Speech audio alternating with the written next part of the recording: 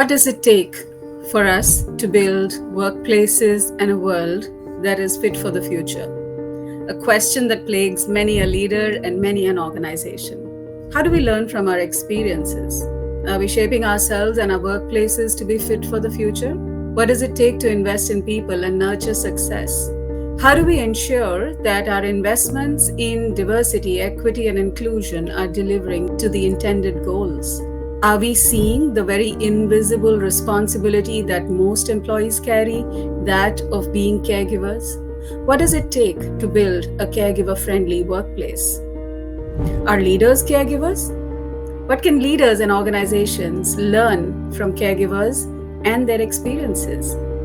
How do we create safe spaces that enable inclusion? Is this something that is holding, especially women, back from the C suite?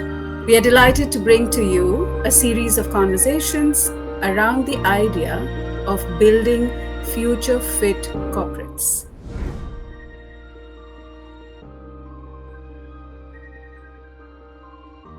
Diya Kapur Misra. Welcome, Diya. Thank you, Bhavana. It's an absolute pleasure to be here and a privilege. So kind of you to say that. So let me give you a brief introduction, a professional introduction to Diya. Diya is one of those fortunate people on this planet whose passion is her profession. I love this line that she starts her description with. And over her 23-year career, she has touched over 2,537 leaders. I love that, Diya. You must tell me how you keep a track of that. And impacted 44 organizations. She recently developed the power of one or power of I. You should tell us more about it, a leadership model for the new world to enable leaders and organizations to thrive and create a sustainable, positive leadership impact in the challenging post pandemic Bani world.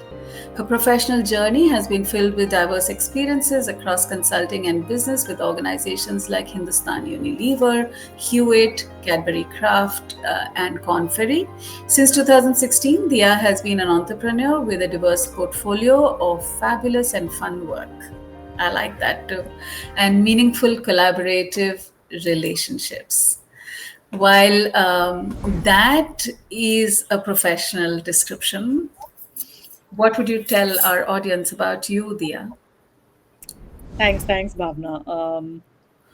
Yeah, it's interesting, and I like the question because very often, especially in the professional realm, one kind of gets stuck only with what one's done and achieved, and the person behind those, those experiences and successes goes kind of acknowledged. So, it's nice to be talking about that. Um, I wear many hats, and beyond the work aspect that you talked about, which is my organization, the Power of I, and I'll say more about that later. Besides that, there are a couple of other things I do. So professionally, two other things that I do. One is that I do a lot of work on women's leadership. That's a personal passion area. Um, it's my belief that if each of us who've been fortunate to have, you know, experiences where we've accomplished something in our careers and been able to stay in the workforce in some shape and form, can give back and pay it forward to other women, hopefully we'll create a far more diverse and equitable workforce going forward. It's also personally kind of propelled because I'm a mother of two daughters, and so I think that motherhood made me even more conscious and aware of this.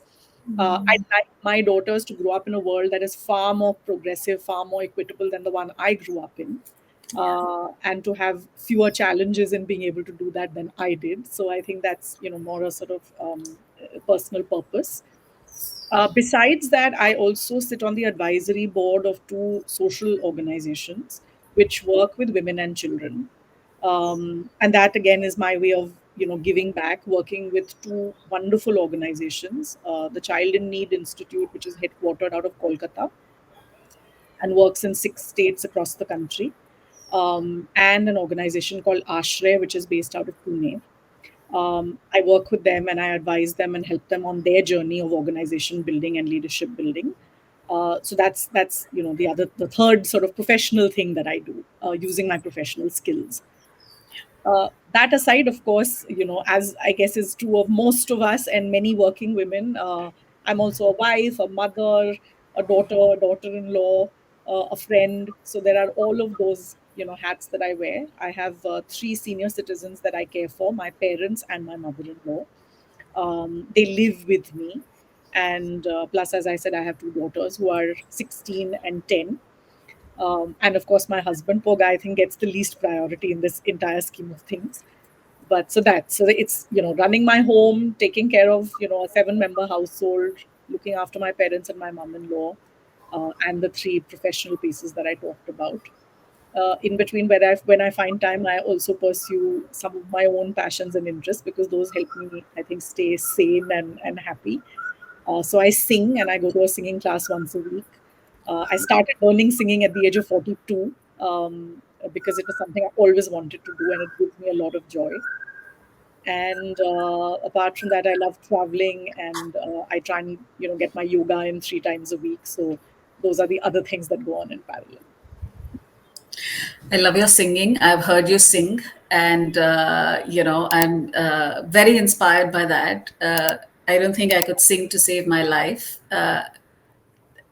In stupor, I may have sung on a couple of occasions.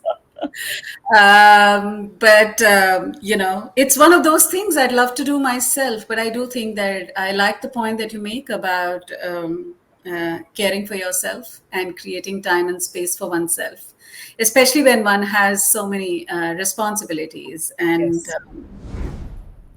how do you relate with the idea of caregiver sathi? So I, met you and heard about Caregiver Sathi some years back, and we've had the chance to interact over time. I also am on, your WhatsApp group. Not a very active member, I must say, but I read and I absorb and I reflect on a lot that I read. Um, and I think the concept, first and foremost, and the fact that you embarked on this journey after a successful corporate career that I am sure was fulfilling in many ways, paying you well, is a very courageous move. So let me just say that I'm never ceased to be amazed by the work that you're doing, and the effort and the journey that you're on. I can only imagine that it's not an easy one. As an entrepreneur who started out on my own, I know how hard it is after working with within the kind of support system and ecosystem of organizations. It's very hard when you have to kind of strike it out on your own, and you're doing it in a space which is underdeveloped, misunderstood, which I think makes it even harder. But I also see this as a huge need, and one that's only going to grow, in the coming years and decades. Till a few years back, till 5 years back, we would always talk about India as a young nation, right? The whole narrative and rhetoric was about how, 70% of our population is like, below 25 years of age and all of that. And I think it has come upon us very suddenly to realize that we are no longer a young nation, we're actually an aging nation. And I think many people don't even realize that anymore. um, I have myself personally gone through the transition in the last few years of suddenly realizing that I have, three older people to care for, and I have young children.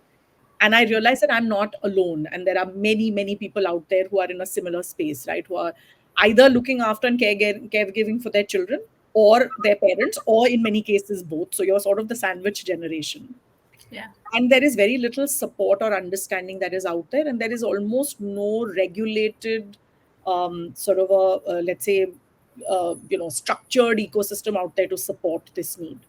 So the need is huge. It's only going to grow. And I think the work you're doing is wonderful. I would really love to see you, make more strides, be able to reach more people, get a lot more support, because people need to realize that this is something that almost everyone is going to need at some point of time. If not now, it's coming. It's around the corner. It's coming. And it's only when it hits us, when we have our own personal needs, is when we realize how crucial it is, and how much there is a need for community support, physical, emotional access to good, healthcare and supplementary and ancillary services and all of that. Yeah. No, I think you make so many great points about the fact that most of us, many of us, are in the sandwich generation or doing this and doing this on a daily basis. Sometimes living with the people that we are caring for, and sometimes long distance. And, because it is so inherent to our responsibilities towards our family members, our loved ones, we don't see it as a separate role. We don't call ourselves caregivers, right? And because we don't do that, we just like do it every day, and it adds up over time, especially for women. And it is a double whammy for women who have active full-time jobs. Um, I want you to think about an active full-time career woman who has caregiving responsibilities, whether it is yourself or other people that you have known, and talk about why is it hard to talk about this at the workplace. Yeah. Um, so, it's interesting. Two observations I will make. One is, you're right that I think a bulk of the caregiving responsibilities, not just in India but the world over, still rest on women's shoulders, right? Yeah, Um, Having said that, thankfully, I think going forward, it's a trend that's changing, and I do around us see more and more men starting to at least play a part in shouldering those responsibilities. Um, I think interestingly, one difference that I see is that men somehow, and I'm making a generalization, gender based, which may not be hold true for all men and all women, but in general I find that men somehow seem to be able to compartmentalize different aspects of their life more easily, more naturally. Maybe it's just the way they're wired, I'm not sure what it is. But for women, I do find that one of the struggles is that different aspects of life kind of flow into one another. yeah, And I'll give you just a very simple example that we can all, any of us who've been mothers will relate to that, irrespective of whether you're sitting in a board meeting or you're in one of the most important, presentations of your life at work. um, when it's time for your child to come home from school, there is something in your head that goes off when you have young kids, that I hope she's reached home safely and she's gotten off the bus or he's gotten off the bus, and at some point when I can grab 2 minutes, I'll quickly call home and check khana khaya ki nahi. So we are always living in multiple spaces simultaneously in our heads, and I think that's very exhausting. So I think that's one, just this thing of playing those many roles at the same time is something that I think goes on as a parallel process and a long for many many years with us as women. It's children, then it's children at older phases, so that the kind of concerns change, but you're still a concerned mother. And then you have parents, so then you start thinking about them and their health and their well-being. And there's a phase when you're doing both, so it's like you said, a double whammy. um so I think that aspect of being of trying to do it all at the same time is one. And because I think in our heads we have so much going on, we don't allow ourselves the bandwidth to actually be able to talk about it or share about it. We just deal with it, and get on with it. um, the other is, I think that traditionally workplaces, because they have been male dominated, I don't think there has been an understanding or patience for conversations like this. So there has been a pragmatism at the workplace of saying, do what you need to do and get on with it. sorry. No problem. This is what caregiving looks like. I was just going to say, and also when you have a parent, then they are going to take care of you. So I'm sort of, that's normal. Yeah. um, and we'll have to figure out whether we want to retain this Sure. or edit it. This is exactly what we were just talking about, right? It's always simultaneous. Yeah. And I had seen this beautiful fun meme, which was that I don't have a train of thought. I have two trains coming at the same speed, perhaps at different speed, Yes, blaring, and somebody shouting, "Get off the track." yes. So that's really the shape of stuff in one's mind. Absolutely.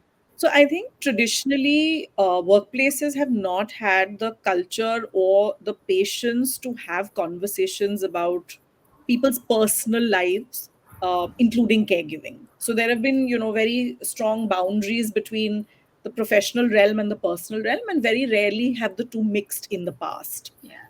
And I think that is also a male way of operating because men are able to compartmentalize. So the fact that workplaces have been, predominantly male have made those cultures, a certain way.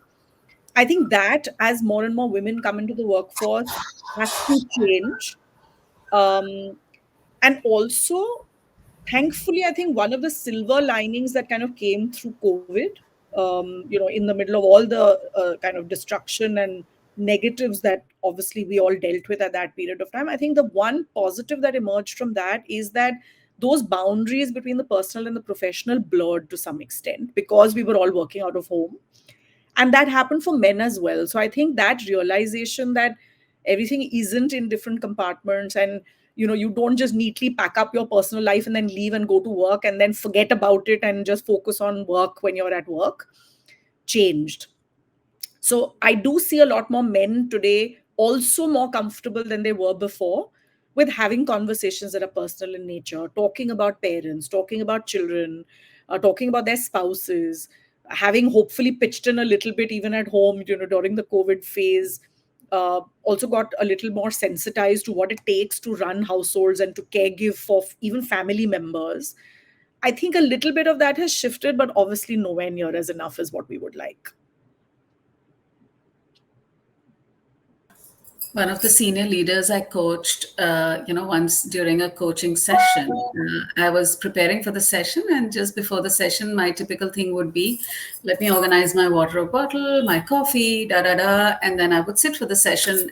Of course, it was online, but during the session, this gentleman, as the conversation was going on, just reached out like this, and I was like, oh, what was that? And then he said, oh, sorry about that. I sit in my room on the first floor. So, in Bangalore, in a villa, on the first floor is my office space, and there is a window outside my room. And somebody comes and gives me my coffee at the time of my coffee. Hmm. And that somebody is actually this person's wife, who is a trainer, Hmm. right? And I was like, wow, talk about privilege. I mean, something that just happened for me right now is also privilege, something similar. But I do remember at that time telling him, saying, wow, like you can focused do your work, And your and coffee comes to you. Yeah. somebody will bring you your coffee. Yeah. And until we had that conversation, it wasn't so alive for him, Yeah. the kind of support structure that he had in order for him to just continue doing his work. Yes. Absolutely. you know Yeah. and as HR professionals, and since both of us have been in that place, I have been so upset, but I have also heard in so many places that HR is like the plumbing in this organization. And HR is like that, you should be quiet and it should just work. At least one part of it, the infrastructure providing part of it. And I think there is that expectation as well, that for you to be able to efficient and be able to work, there is some part of infrastructure building that you need both at homes and Yes. at places. And that has to work. Uh, and we need to be cognizant of it. So the unpaid care work, the cooking, cleaning, and caregiving that happens in homes provides us with that flexibility to be able to do the things that we do. And we need to be cognizant of that privilege. Absolutely. So, Dia, as you care for people and you feel that, what are some of the things? What are some of the systems that you have evolved Hmm. over time that have worked for you to create the space to pursue your professional dreams as well? Yeah. So that's been an evolving journey, and one that I must admit is still evolving. It never stops. I think you have to sort of keep thinking about that. But I think a couple of things that I've learned to do over a period of time and put in place, which help me immensely, and I think help those that I caregive for as well. One is a kind of clear understanding and demarcation of roles, if I can call it that, which is even within the family setup or with paid help that may be coming into the house, to be very clear about who's going to do what and take what accountability, so that things are not falling between the cracks, and so that when I'm not around or when I'm traveling or when I'm at work, I know things will function in my absence.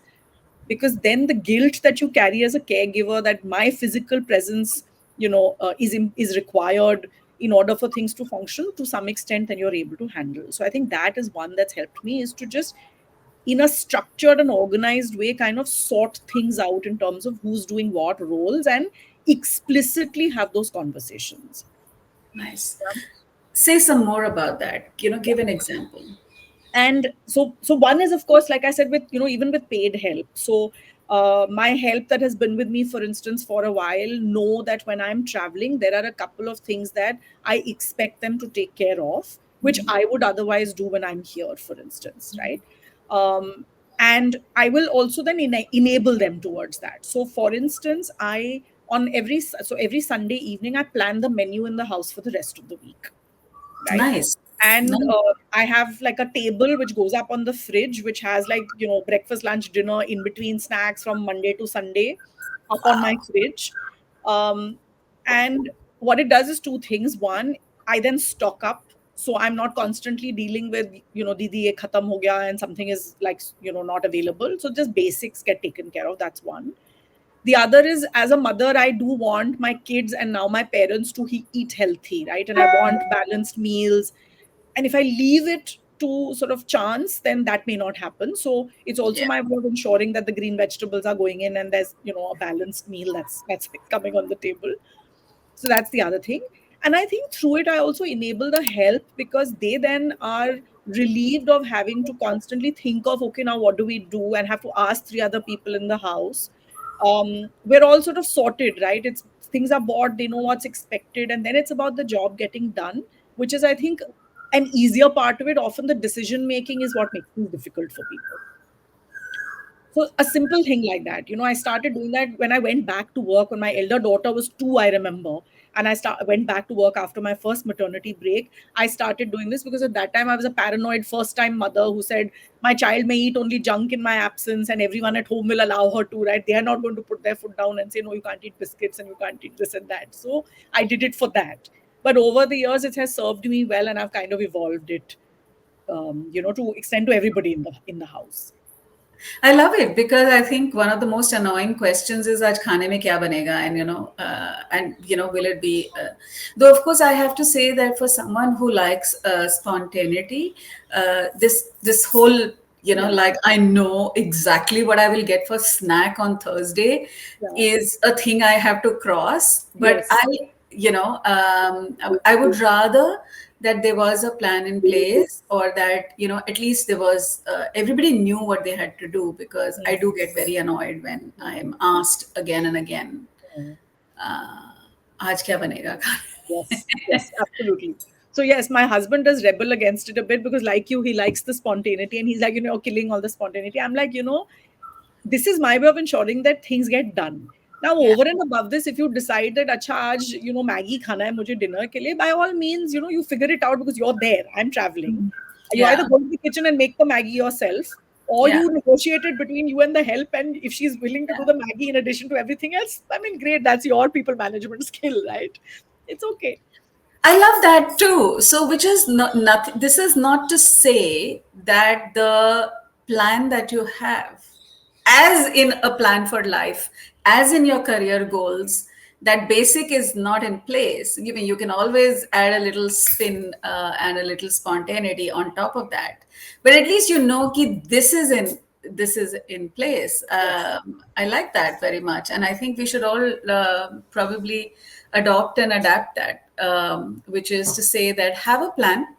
I also remember that when I was going to work every day and I wanted to dress up in a certain way, it would be very helpful for me to know what am I going to wear on the 5 days of the week, so that I could accessorize, and I like to accessorize, or I could do a variety of things. Otherwise, I think it's a lot simpler to simply wear your black t-shirt every day or your school uniform. But if you True. don't want to, then it's good to kind of plan it out for the week. Yeah, yeah, absolutely. Do you plan your dresses as well? No, I don't. I was just thinking of it when you said it just now, that that's an interesting one. I've never done that. I What I do try and do is that if I have like an early morning the next day, I have a presentation the next morning, or I have, or I'm traveling, then of course, because things need to be ironed and stuff, then I'll do it like the previous evening or get it done the previous evening. So I'm not trying to like struggle with it the next morning. There is something culturally as well about eating certain things on certain days Hmm. and wearing certain colors on certain days. Hmm. I Hmm. have a feeling that it is not so much to do with anything else other than women finding ways of just organizing things around them, being very smart about Maybe. it. Maybe. Yeah. And taking it to a little more intense spaces, Dia, I'm sure that you work with, as you work with women who are at various leadership levels, there could be certain, both women and men facing certain intense requirements. So let's say a healthcare scare or a child with special needs, and that having implications for individuals or families. What is your experience? Would you like to share any instances? No, absolutely. I can think of, a lot of both women and men, where needs have been very specific. I have a very close friend who's a doctor, for instance, and has Hmm. had has a child with special needs, Hmm. and I also see the toll that it's taken on her over the years because she has not wanted to give up her career. I'm Right. grateful for the fact that she stayed, in her career. She's like a gold medalist doctor and a brilliant doctor, and she has stayed, in her profession. But of course, at phases, she's had to cut back on her working hours and things like that. So one is, of course, the adjustments that the individual makes in order to accommodate those phases of life. That's one. Yeah. Um, the other is, I think, reliance. If you can afford it, then some reliance on paid assistance to be able to, help you. um, I think those of us who can afford that, it's a place of gratitude because there are enough, and I've seen and, closely interacted with women and men again who haven't had access to, to paid help. And so they've had to bear the load themselves, which makes it incredibly hard. Because Yeah. while, at looking after your, whether it's a parent or a child with special needs yourself, you may want to prioritize. And at least if you can offload some other responsibilities from life, somewhere it kind of frees up bandwidth, mental and Yeah. physical. Yeah. um, I was recently coaching a woman who in fact is based in the US, and she has a son with special needs. He's now 22 and he's living on his own, he's working, uh, but she still needs to be within a certain distance physically of him because there are times when he suddenly has a spike and he has needs, and he needs her around. So she's actually living away from her husband. They're in two different states, and she's Wow. living in a different state by herself in order to be within a certain proximity of her son. She's also working part time, and she's still struggling. She's in her late 40s. She feels like she has many productive years left in her life and in herself, but she doesn't know if the needs from her son will ever change or go away even as he gets older. And so she's living this sort of dual life and existence. um, and it's incredibly hard. And the coaching started with, talking about career and my next move and what should I do. And then of course I realized that there's so much of the constraints in her mind, not just real, but in her head, her own self-limiting beliefs around what she can and she can't do, stem from her situation. And so it Mm. could no longer be actually a conversation about just the professional and the career, because it was just intertwined so deeply with her personal situation and all of that, and how she feels about it and the frustration she feels. um, so it's become a lot more, it's become a sort of far wider conversation, but I hopefully one that will help her as she's kind of thinking through things. But that's the piece. I think when you're caregiving for people with special needs, I think it complicates the situation and makes it even harder. Yeah. Um, and that is where I think organizations will really over time need to step up and realize that it's no longer that's your personal life, this is your professional life, the two don't will never meet kind of a situation. But if you want people to bring their productive selves to work, and you want them to be fully functional when they're at work, and you want them to be kind of thinking, innovating, be at their best, then you can't say that their personal life has nothing to do with me as an organization.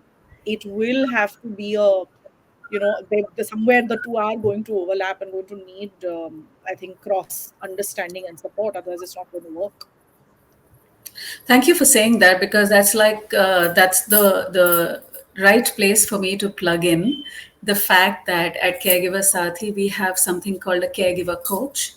And a caregiver coach is applicable for all those individuals who have specialized as coaches, to be able to understand how to coach someone who is a caregiver. So, this is a program for you to certify yourself as a caregiver coach so that you can nuance your coaching input to a professional who has caregiving challenges. And at the same time, for organizations to consider that executive coaching has definitely its place, but some individuals might need caregiver coaching. And that is different, because that leans a little more on the emotional terrain that you have to navigate, Hmm.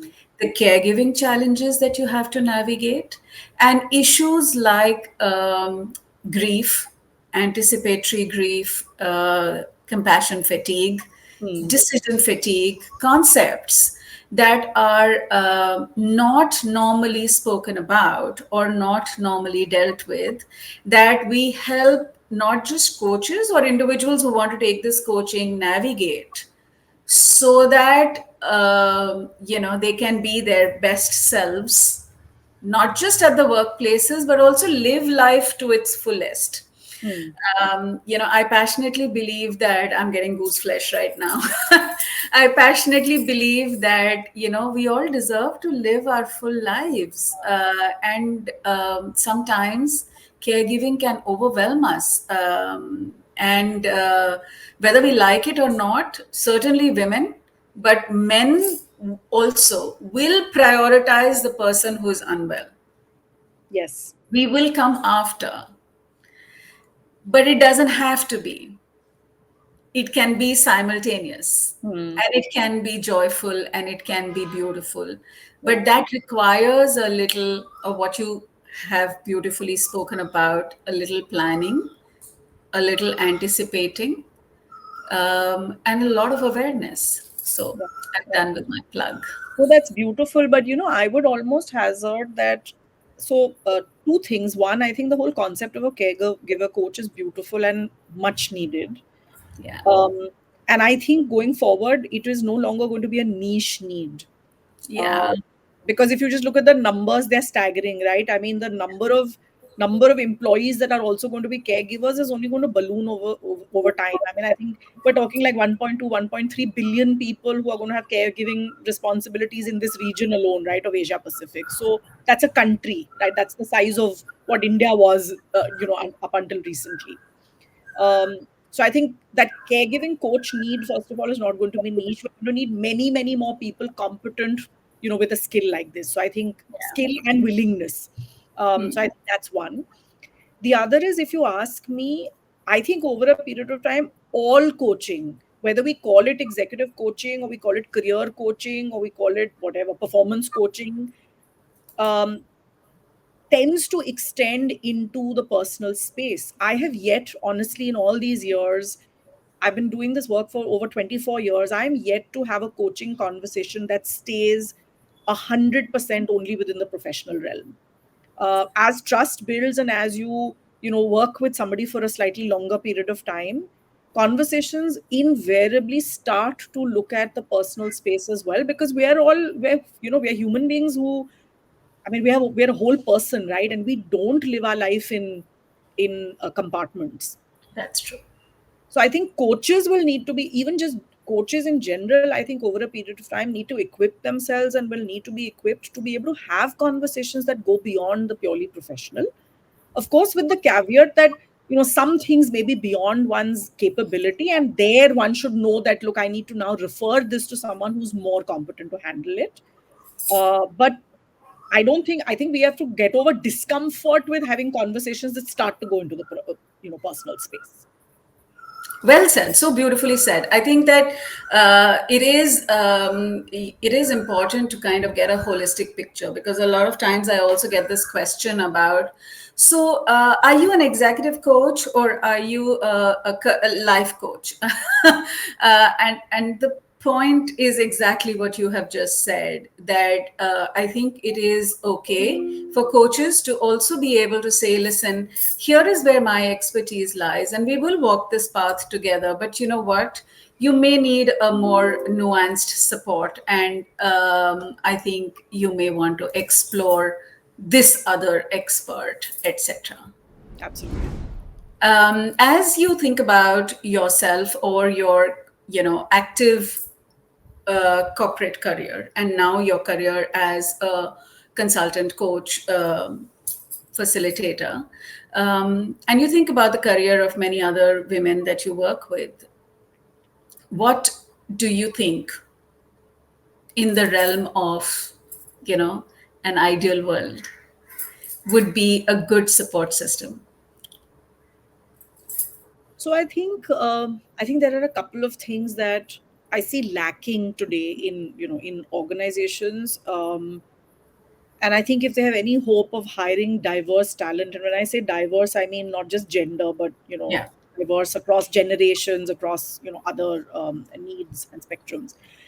I think one is and it seems the most basic, but first and foremost, I think even an understanding at the leadership level of the fact that different talent pools and different categories of diversity have different needs. I do not see that. I don't see a realization, a sensitivity, or a deeper understanding of this at all. And I see organizations putting in place various DEI initiatives because somewhere somebody has sort of laid down a mandate to say you need X percentage women or X percentage people who are disabled or Y percentage, people with a different sexual orientation. And so these initiatives are embarked upon and they are tasks. They're at an activity level. They lack a holistic view. So, you know, one activity in one part of the organization, one thing that you put into your recruitment process is not going to change things for you as an organization. I think taking a holistic view, this has to be a program. I mean, you've got to think, it's like building an organization afresh, right? You've got to think differently about how you're going to do everything that is to do with managing your people. So I Yeah. think that's one, the holistic view. And that holistic view will only come first if there is an understanding at the leadership levels, which I think is not enough organizations have invested in building that. Yeah. So if you are, for instance, going to have, um, let's say, a large chunk of people who are mid-career, middle-aged, who are now taking on caregiving responsibilities for both children, let's say, and parents, they have a certain kind of need, right? If you have a very young population which is in their first job and which is in their early 20s, at that stage they probably don't have a need for and may not even really value benefits that you will give them, which are caregiving related, because they haven't yet started a caregiving role. And so they don't really care. They're not going to make job choices based on, whether you're going to give me access to counseling support, for example, for, parents, or whether you're going to give me, medical insurance which covers dependent parents. For many of them, and maybe they don't care about it right now, but they will come to care about it as life stages change. So I think understanding your talent pool, segmenting it to say that, I've got different segments who have different needs, and then thinking holistically about what's the program I'm putting in place is the only way if you want to really sustain this. And Yeah. to my mind, I mean, so the whole concept of the power of I mean, the power of I stands for the power of impact. And my model is about the power of impact through inclusive leadership. Because my realization over the last 5 years, particularly through COVID and after, has been that there is only one way for organizations to create sustainable business value, and that is that they've got to be innovative systems, right? The problems they're facing today are different to what they faced before, so there are no tried and tested Yeah. solutions. And the only way that you can crack problems that are new is that you've got to put many diverse minds to solve those problems. But Yeah. those diverse minds means you've got to be able to hire and retain, different kinds of people in your organization. Today, most organizations fail miserably at that because they are culturally not ready to bring in different kinds of people. Diversity is a recipe for conflict if you've not prepared the organization, right?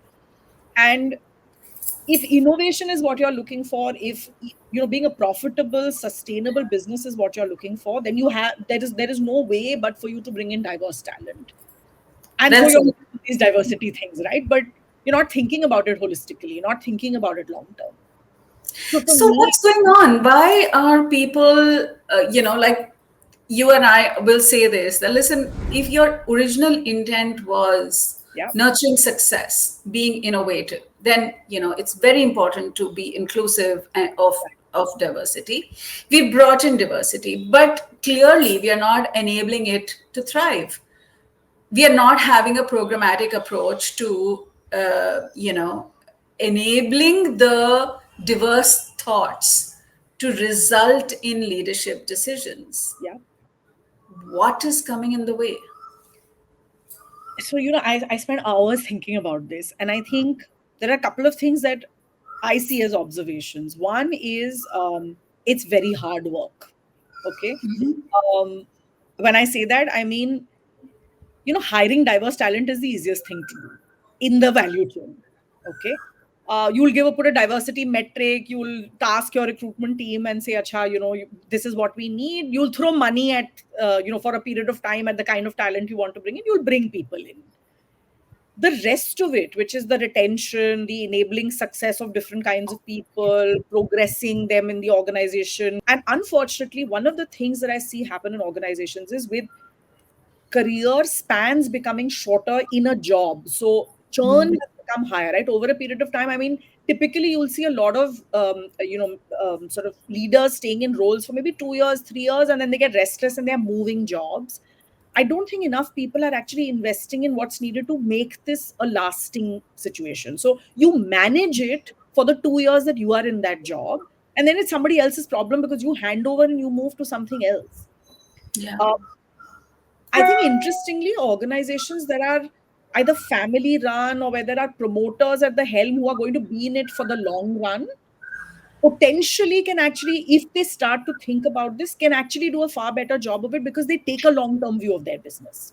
Because That's their right. business is going to be theirs for many, many years, right? So I think That's so one true. is career rotation, I think, comes in the way of ownership because it hasn't yet become embedded in the DNA of the organization. It still Yeah. rests with individual accountability, and that's changing frequently, Yeah. right? So I think that's one issue that I see um, clearly coming in the way.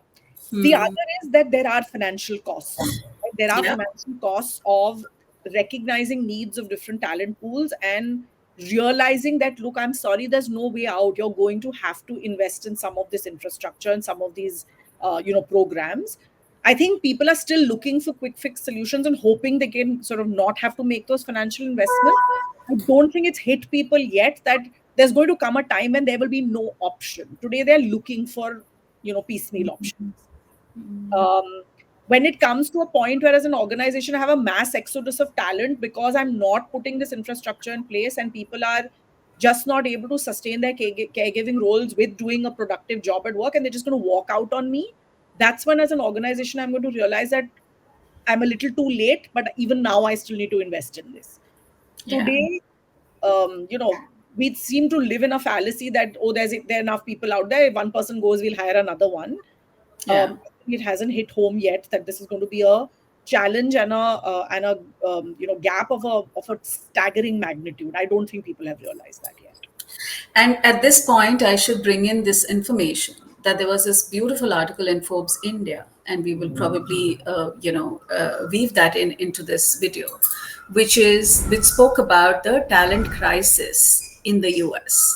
And if Right? we were smart, we would learn from what's going on the in corporate US and recognize that US is facing a huge talent crisis because a large population of so-called productive population that we spoke about, Hmm. right, is under pressure, okay, because healthcare is expensive, Yeah. it leans in on family caregivers, and a lot of support cannot be addressed by hospital. It is long term and home based care. Hmm.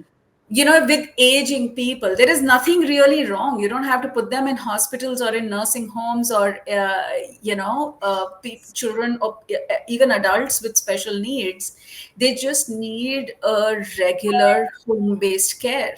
Yeah. But the pressure on the primary caregiver is very high, so much so that it is exhausting and burning out individuals. Hmm. And it is taking away talent from the regular workforce. Absolutely.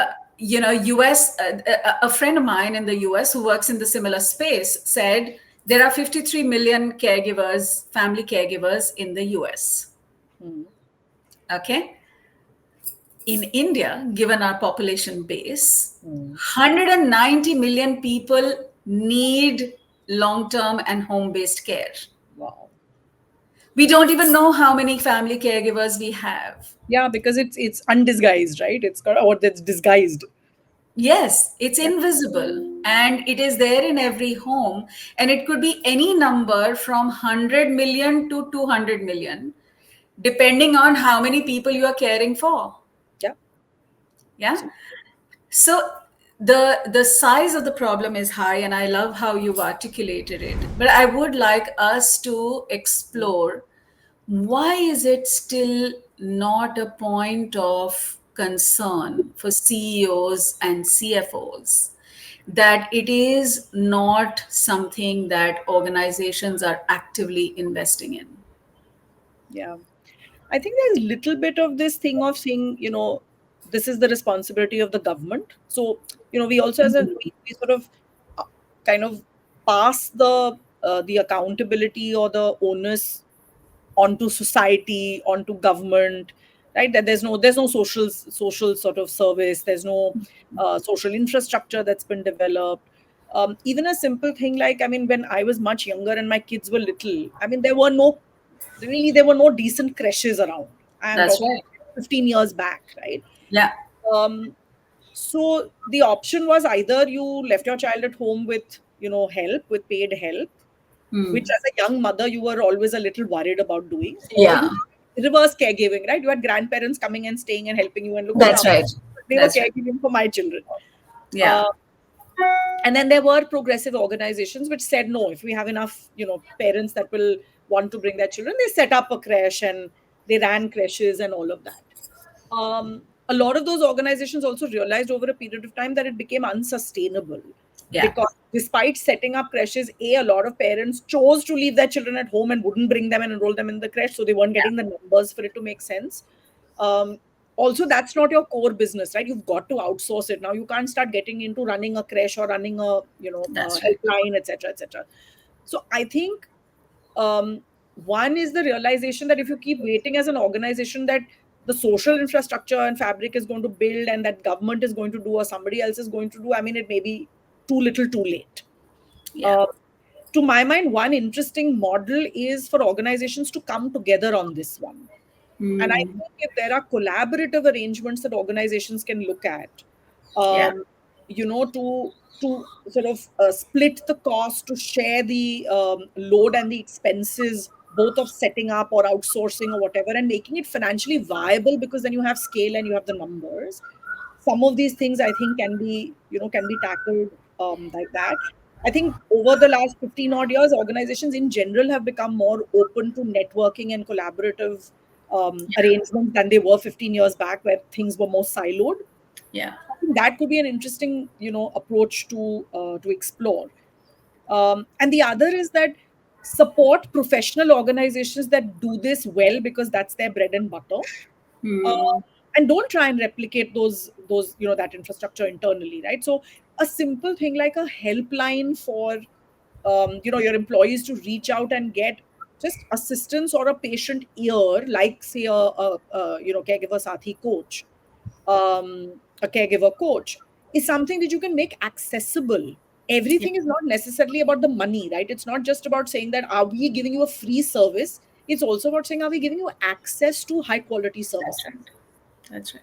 That's right. And I think so that myth has to be broken, that it's not all about just financial investment. Some of it is just about creating the infrastructure and the access. You don't have to do it yourself. You can do it through collaborative arrangements. And I Yeah. think encouraging organizations to come together to do it. I mean, I'll give you, it's an unrelated example, but I think it makes the point. I remember when I went into HR consulting, 22, 23 years back into Hewitt, syndicated compensation studies in industries was unknown. So Mm. organizations were very cagey about saying we won't share our compensation data, right? Why should we tell you how much we're paying our people? And Hewitt very beautifully broke through that and said, listen, if let's say in media, if 10 media companies come together and you all share your data and we Yeah. give you an industry report, you all benefit from it, right? None of you are Yeah. benefiting from holding on to your data. Yeah. You broke through that. Why can't the same mindset extend to say, Lovely. why can't we do it with other Yeah. services, right? Absolutely lovely. I love the example, and I love the fact that you bring it alive by giving this example of seemingly unrelated area. But as we venture into new challenges that we haven't encountered thus far, we can get inspired from surrogate ideas, right? And I think that creating access is very important. I think many people would be willing to invest for themselves, and organizations will be able to see the benefit Hmm. and be able to invest for their key individuals, if not the whole organization. There is benefit in large scale, and I relate totally with the challenge of good crashes. I had moved from Bangalore to Mumbai, and clearly Mumbai has had working women forever, Yeah. and yet not had childcare facilities. Yeah. Government certainly has a role to play in terms of enabling such industries or such the care economy to blossom, and that's a whole other chapter. Yeah. But I do think that there is a need to understand that a lot of the care will happen at home. Certainly, childcare and certainly care for older adults will happen in homes or in certain other places. And there is a need to get some creative solutions um, if we want the productive workforce to be one in the workplace, Yeah. and two, be innovative and creative. Absolutely. This is such a fascinating conversation. I love what you're saying because mm, you know it just gives me comfort that I don't have to explain a lot of these things. I'm finding a lot of resonance. You are certainly making the case, but I would like to pursue with this whole challenge of why do CEOs not invest enough in what they call, nice to do things like diversity, equity, and inclusion? Or what is coming in the way? What is the unarticulated resistance in your experience? I think there are a whole lot of things. I mean, one is just mindsets. I find with with a lot of people, things are said because it's the party line and because it's a cool thing to do. Everyone's talking about it, but when you really start to question personal belief systems, Hmm. um, not everyone necessarily, just because I'm in a CEO role doesn't mean that my personal thinking is progressive or has evolved over time, right? Sure. I think it's a mixed bag. Yeah. That's just one. I think a lot of work still needs to be done on sensitization, on mindsets. I think that's really crucial. So I think that's one piece. Why should men believe in equality of genders? Um, I think a lot of it comes from your early years, right, and your early experience and your upbringing. And I think, I mean, the generation that we are a part of, I mean, most men who grew up with us didn't necessarily see this as something that was talked about at home or which was articulated at all, right? Um, so I think they grew up with a lot of stereotypical kind of assumptions around gender roles and what women can or can't do, what men can or are meant to do, quote unquote. Um, I think some of us, hopefully, and have sort of been able to maybe change mindsets around us a little bit, whether it's our own husbands, our own brothers, our own male colleagues. But it's a slow burn, right? It's a slow process. Hmm. Um, the piece that worries me is that I don't see schools and education systems even addressing this adequately even today, which means that we're not fixing this problem from the next generation either adequately. And I think there's a huge need there. Young boys who are growing up today and young girls who are growing up today, we need to bring them up differently so that 15 years or 20 years from now we're not having the same conversations. Let me play the devil's advocate, Dia. Okay?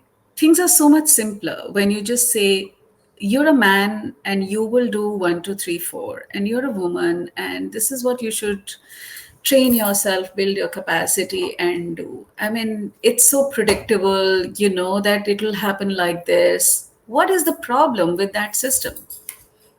Yeah, I think there's nothing wrong with it if everybody who's in that system is satisfied with the role that they need to play, right? And I guess the issue that's come up over time is that uh, our thinking as women has changed and evolved over time.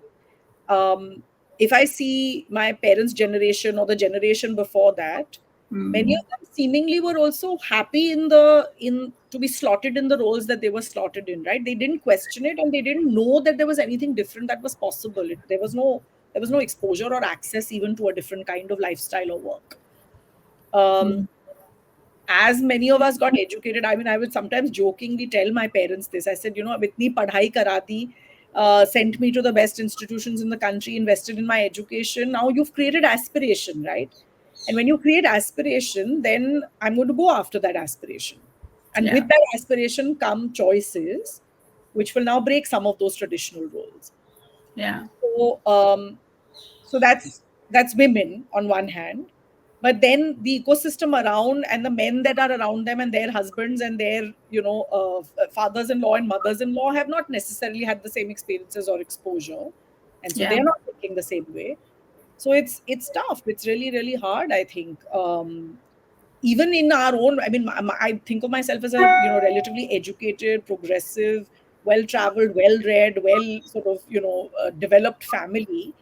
um, it's not always been easy to say, I'm going to pursue this, I'm going to do this, and therefore I need other people in the family to play a certain role which is different to what they were used to in order to enable it. Yeah. uh, but having those conversations is really important because otherwise it's never going to change. So each of us has got, I think we each of us kind of battles it in our own space in small and big ways and tries to nudge and create a little bit more space and as more and more of us do it over a period of time, hopefully things will be different. You know, a lot is said about how men need to cope with the changing modern woman. Hmm. Yeah. I want you to spend some time and tell me, what do women need to know to let go? Yeah, well said. I think there are always two sides to this, and in this case even more so. One is men need to cope with the changing modern woman, but also, and I'm deviating a little bit, but I think this thing of, oh, men have had it easy all these years and the women have been suppressed and all of that, I think is also a very oversimplistic argument, Yeah. because I also see a lot of men who have struggled with the burden that they have had to carry of being the primary bread earner, the financial, the only one who has to bring in the money into the house, etc. And a lot of men have struggled with that. Yeah. Uh, it's it the grass is always greener on the other side. So as a woman, if I've not worked and I've not think, I feel like, oh, I've been denied opportunities. Yeah. But equally, if I have a conversation with the man on the other side, he could turn around and say, you know what, I would have actually at certain phases in my life loved to not have to do a full-time job and to be able to stay at home and be spend more time with my children or Yeah. take a break. But I didn't have that luxury because it wasn't Yeah. even an option. So Yeah. I think, you know, not everyone has necessarily benefited from it or, kind of enjoyed that. There are, I think, nuances to it. Yeah. Uh, but having said that, I mean, coming back to, the question that you asked, I think as women, the one thing, and I still struggle with it, is this whole bid to try and be superwoman. It is it is like the worst thing I think that we can do to ourselves. I still constantly struggle with it because Mm. my sort of makeup as a woman is that I want to be the best mother. I want to have a lovely home. I want things to function well. I want people to come over and say, "Oh, your house is so beautiful. Oh, the food is so amazing." For many years, I used to struggle with, if I'm inviting people over, I must cook myself, right? How can I order food in, like logo ko bula ke ghar pe? How can I give them bahar ka khana? I've had to drop many of those things and make choices over time to say I'll die if I try and do it all. I just can't do it. And if Mm. I believe that the work that I'm doing is meaningful and I enjoy it and I want to do it is important, and therefore if I'm going to walk into the house 15 minutes before my guests walk into the house, then I mean I can't be sitting and cooking, right? Yeah. So I am going to order out and I'm okay with it. And I'm not going to pretend otherwise. I'm going to say that the food has come from out. I'm even going to give you the number of the restaurant that I ordered it from if you like it. Because I'm going to say, hey, the fact that we're spending time together and enjoying a lovely meal together is more important. Who cooked it doesn't matter. It's okay. But it's Yeah. been a journey and it's been a very tough journey to get to that place of saying some things I do not have to do myself. I barely go into the kitchen now over the Mm. years because over time I've realized I don't enjoy cooking. Mm. And a lot of my friends are like fabulous bakers. They do this, they do that, and sometimes there's this huge pressure, right? Because you're like, God, I'm not baking for my children, and I'm not think. I'm like, I've reached a point where I'm not good at it. I don't enjoy it. I'd rather sit and play a board game with my daughter or read a book with her because that I enjoy and we like doing it together. And I'm not the baker mother. I mean, and Yeah. I've just got to, just accept that and say it's okay. My 16-year-old does the baking in the house because she enjoys baking. I'm very happy to enjoy her baking and, praise it to high heaven and encourage her. She enjoys it. I'm not competing with it. I mean, I can't. It's not what I enjoy. So I Yeah. think Yeah. letting go of, that whole concept of I've got to do it all myself and I've got to do every aspect and tick every box. Um, I used to, when I, in my early years as a mother, I used to get caught in this whole thing of I have to be the perfect mother. Till one day, I remember my mother saying this to me, and it was really an eye opener. She just looked at me and she said, "You do know that," and this was like a 4-year-old child I had, right? She said, "You do know that she's not comparing you with anyone else, right?" And I just looked at her, and she said, "She knows no other mother, that she has no other mother." She's not comparing you with anyone else. You are her world. You are what you are. So stop beating yourself up about what you can't do or what you haven't done. Nice. Just be in the moment with her in whatever you are doing. Enjoy it and let her know you enjoy it. And that's all that matters. So I think just some of those, our own narrative in our own heads, our own thing of being able to let go, being able to live with imperfection. The fact is, if somebody else does it and I don't do it, it may not be perfect in my scheme of things, right? Because it's not the way I would have done it. Yeah. But when I let go and say it's fine, the fact that it's freeing me up to do something else that is more important to me at this point of time in my life is worth it. There's so much that women need to do, men need to do as individuals, and perhaps there is much that we need to do as organizations and as society, and we will probably inch our way to that ideal world. But if I were to say, imagine a world 15, 20 years when our daughters are older and able to live in a more equitable world, what do you visualize would be happening? Draw a picture of your ideal world.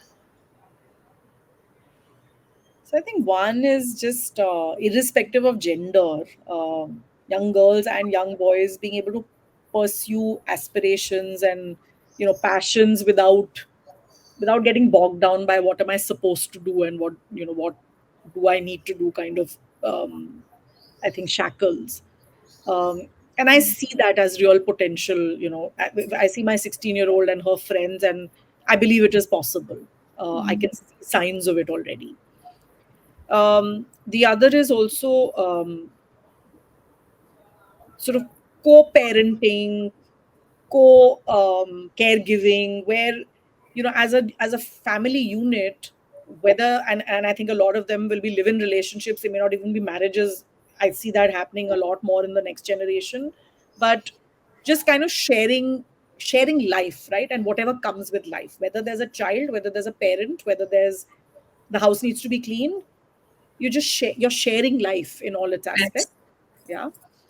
Um, but also with space for one another, and that's what I find that this generation gives me the hope that they will manage maybe better than we've been able to manage, because we in many ways are the sandwich generation. We still hold on to the values that we got from our parents and the way of living, but we've seen the world and we've traveled and we've suddenly got all these progressive thoughts, so we're kind of, I think, somewhere and sometimes confused and stuck. I think the kids I see, the teenage bunch that I see, I sometimes seen that they're clearer about what they want and what they're willing to give up for it. So space, where if I want to do a class or I want to travel or I want to go do an executive MBA at the age of 45, I'm not going to worry about saying, oh my God, but is it the right thing to do? Can I leave my family and go? I think they're Yeah. clearer about being able to pursue their dreams and their ambitions. So an ideal world for me will be sharing life and therefore supporting and sharing and doing things together, and yet having enough space to be your own person and pursue your dreams and follow your dreams, and being able to straddle both those worlds and manage both those, um, and doing for parents and doing for others because you want to, and not because you have no option and you have no choice, which means that the ecosystem has to kick in and be taking care of some things so that Yeah. individuals can then do what they're able and what they want to do, and it's not a necessity where we're all burning out and killing ourselves because I ought to do it and there's a sense of duty at the base of it. Yeah, I'm into that. And, what a lovely note to kind of bring this conversation together. I certainly think we have so many points in this conversation that we could double click and probably go into various things in greater detail. And we must do that. I'm going to take a rain check from Yes, you. thank you. You've left me with a lot of stuff going on in my head which I'm going to be thinking about for the next few hours and several days, I suspect. It won't Yeah, end. tell me what stands out for you as you give us your closing remarks for today's conversation. I think the fact that So for one, I think I don't want to wait for an occasion like this and a structured, piece like this to have these conversations. I just suddenly realized that I'm not having these conversations often enough. Yeah. Um, so I want to do more of that. Have them at the dining table. Have it with my parents, my children, my husband. Bring them into some of these thoughts and conversations. So that I think Hmm. like something that struck me as we were talking about it. Hmm. And yeah, and the other is I think just again a revalidation and reaffirmation that I shouldn't be so hard on myself, and that Nice. I'm not doing such a bad job. Like I can once in a while pat myself on the back and Of course. put my feet up with a glass of wine and say I'm doing enough in my bit and it's okay. Yeah. Yeah, no, fantastic. And as we shape not just the recognition of caregivers, we shape the recognition of caregivers in society, in our personal lives, as well as in workplaces. I hope that we will partner and we will cheer for each other and build not just successful workplaces, but also caregiver friendly, innovative workplaces of our dreams. Thank you, Diya, for your time. I appreciate this. I have been looking forward to this conversation, and I hope that we will build a place of our dreams for our daughters. Yes, inshallah and absolutely, God willing. Thank you. Thanks.